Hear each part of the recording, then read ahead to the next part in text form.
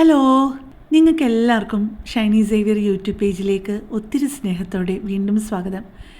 ഇന്ന് ഞാൻ നിങ്ങൾ ആവശ്യപ്പെട്ടതുപോലെ കുറേ പേര് പറഞ്ഞിരുന്നു ഈസ്റ്റ് ചേർക്കാതെ, കപ്പി കാച്ചിയത് ചേർക്കാതെ, സോഡാപ്പൊടി ചേർക്കാതെ നല്ലൊരു അപ്പത്തിൻ്റെ റെസിപ്പി വേണമെന്ന്. ഇപ്പം നല്ല ആവി പറക്കുന്ന നല്ല തൂവെള്ള നിറത്തിൽ അപ്പം റെഡി ആയിട്ടിരിപ്പുണ്ട്. ഇത്ര പെർഫെക്റ്റായിട്ടൊരു റെസിപ്പി എങ്ങനെയാണ് കിട്ടുന്നതെന്ന് ഞാൻ നിങ്ങൾക്ക് പറഞ്ഞു തരാമേ. ഇപ്പം ഞാൻ 3 കപ്പ് ലെവലായിട്ട് പച്ചരിയാണ്, അപ്പത്തിനുള്ള പച്ചരിയാണ് എടുക്കുന്നത് കേട്ടോ. ഈ അരി നമുക്ക് വൃത്തിയായിട്ട് 2-3 പ്രാവശ്യം ഒന്ന് കഴുകിയിട്ട് വരാവേ. ഇപ്പം കഴുകി റെഡിയായിട്ട് വെച്ചിട്ടുണ്ട്. ഇനിയിപ്പോൾ ഇതിലോട്ട് കുറച്ച് വെള്ളം ഒഴിച്ചു കൊടുക്കണം. അത് മുങ്ങിക്കിടക്കുന്ന രീതിയിൽ കുറച്ച് വെള്ളം ഒഴിച്ചു കൊടുത്തു കഴിഞ്ഞിട്ട് ഒരു 6 മണിക്കൂർ തൊട്ട് 8 മണിക്കൂർ വരെ ഇതൊന്ന് കുതിരാൻ വെക്കണം. കാരണം നമ്മൾ ഇതിനകത്ത് സോഡാപ്പൊടിയോ അങ്ങനെ ഒന്നും ചേർക്കുന്നില്ലല്ലോ, അതുകൊണ്ട് തന്നെ നന്നായിട്ടിരുന്ന് കുതിരണം. അപ്പോൾ 8 മണിക്കൂർ തന്നെ പറ്റുന്നുണ്ടെങ്കിൽ 8 മണിക്കൂർ തന്നെ വെക്കുന്നതാണ് നല്ലത് കേട്ടോ. ഇപ്പോൾ 8 മണിക്കൂർ കഴിഞ്ഞിട്ടുണ്ട്. ഇനി ഇത് ഒന്നോടൊന്ന് കഴുകി കഴിഞ്ഞിട്ട് നമുക്കത് അരച്ചെടുക്കാം. നിങ്ങൾക്ക് ഒരു മെനക്കേടുമില്ലാതെ ഏറ്റവും നല്ലതായിട്ട് പെർഫെക്റ്റായിട്ട് അപ്പം കിട്ടാനുള്ള ഏറ്റവും നല്ല വഴിയാണ് പറഞ്ഞു തരുന്നത്. അപ്പം നിങ്ങൾ ഇതാരും മിസ് ചെയ്യാതെ, ഈ അളവുകൾ തെറ്റിക്കാതെ ഒന്ന് ട്രൈ ചെയ്യണം കേട്ടോ. ഇപ്പം ഞാൻ മടിയായതുകൊണ്ട് തന്നെ മിക്സിയുടെ ഏറ്റവും വലിയ ജാറിലേക്ക് എല്ലാം കൂടെ ഒന്നിച്ചങ്ങ് ഇട്ട് കൊടുക്കുകയാണേ. നിങ്ങൾക്ക് സൗകര്യം എനിക്ക് തോന്നുന്നു കുറച്ചുകൂടെ 2ആയിട്ട് എടുക്കുന്നതായിരിക്കും നല്ലത്. ഇതേ അളവാണെന്നുണ്ടെങ്കിൽ 2 പ്രാവശ്യമായിട്ട് അരയ്ക്കുന്നതായിരിക്കും നല്ലത്. ഇപ്പം ഞാൻ ഒരു ഫുൾ തേങ്ങയുടെ മുഴുവൻ തേങ്ങാപ്പീരിയും ചേർത്തിട്ടുണ്ട്. അതായത് 2 കപ്പ് തേങ്ങാപ്പീരി ചേർത്തിട്ടുണ്ട്.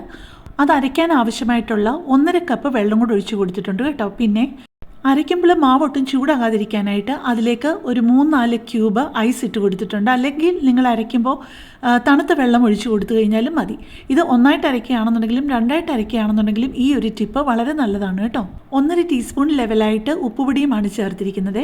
എപ്പോഴും ഇത് ഇത്രയും ക്വാണ്ടിറ്റിയാണ് നിങ്ങൾ എടുക്കുന്നതെന്നുണ്ടെങ്കിൽ 2 പ്രാവശ്യമായിട്ട് അരയ്ക്കുന്നതാണ് നല്ലത്. എനിക്ക് മടി കൂടിയത് കൊണ്ടാണ് ഞാൻ ഒറ്റ പ്രാവശ്യമായിട്ട് അടിച്ചെടുത്തത്. അതുകൊണ്ട് തന്നെ അത് മിക്സി ചൂടായാലോ എന്ന് ഓർത്തിട്ട് ഞാൻ അതിനകത്തോട്ട് 3-4 ഐസ് ക്യൂബും കൂടി ഇട്ട് കൊടുത്തിരുന്നു. നിങ്ങളും 2 പ്രാവശ്യമായിട്ട് അരയ്ക്കുകയാണെങ്കിലും ഒരു 2-3 ഐസ് ക്യൂബും കൂടെ 2 പ്രാവശ്യവും ഇട്ട് കൊടുക്കുന്നത് നല്ലതാണ്. ഞാൻ പറഞ്ഞല്ലോ, ഇതിനകത്ത് കപ്പി കാച്ചിയത് സോഡാപ്പൊടിയൊന്നും ഇല്ല എന്നുള്ളത് കൊണ്ട് തന്നെ 2 തേങ്ങയുടെ ഫുൾ വെള്ളം ഞാൻ എടുത്തിട്ട് ഏതാണ്ട് 1.5 കപ്പോളം ഉണ്ടായിരുന്നു, 1.5 കപ്പോളം ഉണ്ടായിരുന്നു. അതിൽ ഞാൻ 3 ടീസ്പൂൺ ലെവലായിട്ട് പഞ്ചസാരയും കൂടി ഇട്ടിട്ട് ഒരു 9 മണിക്കൂർ ഫെർമെൻറ്റ് ചെയ്തെടുത്തതാണിത്. അതിനകത്ത് ചെറിയ ചകിരിയുടെ നാര് വല്ലതൊക്കെ ഉണ്ടെന്നുണ്ടെങ്കിൽ അത് അരിച്ച് വേണം ഇതിനകത്തോട്ട് ചേർക്കാനായിട്ട് കേട്ടോ. ഇപ്പോൾ നിങ്ങൾ ഈ 3 കപ്പ് പച്ചരിക്ക് പകരം 1 കപ്പോ 1.5 കപ്പോ ഒക്കെ എടുക്കുന്നുണ്ടെങ്കിൽ നിങ്ങൾ സ്പൂൺ ഇട്ടോ അല്ലെന്നുണ്ടെങ്കിൽ വിസ്ക് ഇട്ടോ വല്ലതും നന്നായിട്ടൊന്ന് മിക്സ് ചെയ്ത് കഴിഞ്ഞ് കഴിഞ്ഞാൽ മതിയാവുമേ. ഇത് കുറച്ച് വലിയ ക്വാണ്ടിറ്റി അല്ലേ, 3 കപ്പ് പച്ചരി ഉള്ളത് കൊണ്ട് തന്നെ കുറച്ച് കൂടുതൽ മാവുണ്ടാവും. അതുകൊണ്ട് നമ്മൾ കൈ വെച്ചിട്ട് തന്നെ മിക്സ് ചെയ്യുന്നതാണ് നല്ലത് കേട്ടോ. അതിനകത്ത് ചെറിയ കട്ടയോ വല്ലതും ഉണ്ടെന്നുണ്ടെങ്കിലും പിന്നെ അത് തന്നെയല്ല, ഇതെല്ലാം ഒന്നുപോലെ നന്നായിട്ട് യോജിപ്പിച്ചെടുക്കണം. നമ്മുടെ ആ തേങ്ങാവെള്ളം ഒരു 7-8 മണിക്കൂറൊക്കെ ഇരിക്കുമ്പോഴത്തേക്ക് ചെറിയൊരു കള്ളിൻ്റെ ഒരു ടേസ്റ്റൊക്കെ വരും. സാധാരണ നമ്മൾ കപ്പി കാച്ചിയൊക്കെ ഉണ്ടാക്കുന്നതിലും കുറേ കൂടെ നല്ലൊരു മണവും രുചിയുമാണ് കേട്ടോ ഇത്. ഇപ്പം നിങ്ങൾ കണ്ടല്ലോ, നന്നായിട്ട് അത് ഫെർമെൻറ്റ് ചെയ്ത് വന്ന് നല്ല പത പോലെ ഇങ്ങനെ ഇരിപ്പുണ്ട്. ഇങ്ങനെ ഉണ്ടാക്കിയാൽ പിന്നെ പ്രത്യേകിച്ച് നിങ്ങൾ തേങ്ങ എടുക്കുമ്പോഴത്തേക്കും തേങ്ങയുടെ ആ ഒരു നടുഭാഗം മാത്രമേ എടുക്കാവുള്ളൂ. ചിരട്ടയുടെ അടുത്ത ഭാഗം എടുക്കാതിരുന്ന് കഴിഞ്ഞാൽ നല്ല തൂവെള്ള നിറത്തിലുള്ള അപ്പം കിട്ടും കേട്ടോ. ഇപ്പം നമുക്കിവിടെ പാലപ്പമാണ്. സാധാരണ ഞാനിവിടെ ക്രിസ്പി ആയിട്ട് നല്ല സൈഡൊക്കെ നല്ല ക്രിസ്പി ആയിട്ടുള്ളതാണ് ഉണ്ടാക്കിയെടുക്കുന്നത്. നിങ്ങൾക്ക് ക്രിസ്പി ആയിട്ടുള്ളത് വേണമെന്നുണ്ടെന്നുണ്ടെങ്കിൽ അങ്ങനെയും ഉണ്ടാക്കിയെടുക്കാം. അല്ല, ഇതുപോലെ നല്ല വെള്ള നിറത്തിൽ ഉണ്ടാക്കിയെടുക്കണമെന്നുണ്ടെങ്കിൽ ഇതുപോലെ സോഫ്റ്റായിട്ട് തൂവെള്ള നിറത്തിൽ നമുക്ക് ഇങ്ങനെ വേണമെന്നുണ്ടെങ്കിലും എടുക്കാം.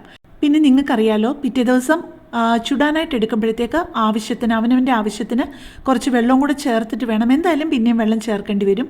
അപ്പോൾ വെള്ളം കൂടെ ചേർത്തിട്ട് വേണം നമ്മളിത് തയ്യാറാക്കിയെടുക്കാനായിട്ട്. പിന്നെ പ്രധാനപ്പെട്ട ഒരു കാര്യം പറയാൻ മറന്നു. എൻ്റെ ചാനലും എൻ്റെ ഈ വീഡിയോയും ഒക്കെ ആദ്യമായിട്ട് കാണുന്ന ആരെങ്കിലുമൊക്കെ ഉണ്ടെങ്കിൽ എൻ്റെ ചാനലിൽ ഒരുപാട് നല്ല വ്യത്യസ്തമായിട്ടുള്ള റെസിപ്പികളുണ്ട് കേട്ടോ. അപ്പോൾ നിങ്ങൾ അതൊക്കെ ഒന്ന് പോയി നോക്കിയിട്ട് നിങ്ങൾക്ക് പ്രയോജനപ്പെടുമെന്ന് തോന്നുകയാണെങ്കിൽ എൻ്റെ ചാനലൊന്ന് സപ്പോർട്ട് ചെയ്യാൻ മറക്കല്ലേ. എനിക്ക് ഉറപ്പാണ്, ഒരു കാരണവശാലും നിങ്ങൾ ഈ ഒരു റെസിപ്പി ട്രൈ ചെയ്ത് കഴിഞ്ഞാൽ മേലാൽ അപ്പത്തിൻ്റെ അളവ് ശരിയായില്ല, അപ്പം ശരിയായിട്ട് ഉണ്ടാക്കാൻ പറ്റിയില്ല എന്ന് പറയുമെന്ന്. അപ്പോൾ ധൈര്യമായിട്ട് നിങ്ങൾക്കിത് പരീക്ഷിക്കാം കേട്ടോ. ഇപ്പോൾ നമ്മുടെ അപ്പമെല്ലാം ചുട്ട് നല്ല ആവി പറക്കുന്നത് നിങ്ങൾക്ക് കാണാമല്ലോ. നല്ല ഒന്നാന്തരം അപ്പം റെഡി ആയിട്ടുണ്ട്. അപ്പോൾ കൂടുതൽ നല്ലൊരു വീഡിയോ ആയിട്ട് നമുക്ക് നാളെ കാണാം. താങ്ക്